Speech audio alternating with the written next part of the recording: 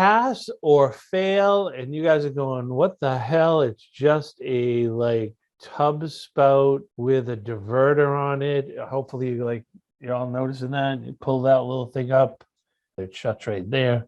Water goes up to the shower head. But what do you mean pass or fail? Huh? There's the flood level rim of the tub right there. You're seeing it's a decent amount away from the sidewall. There's your sidewall where there's not going to be any splashing because you have at least 15 inches right between the center and the wall. So that's good. It doesn't get into very arbitrary statement, along with a bunch of arbitrary statements in the code book about how far away from the sidewall for splashing and all that stuff. So remember, 2 times the effective opening of the outlet of the spout above the flood level rim.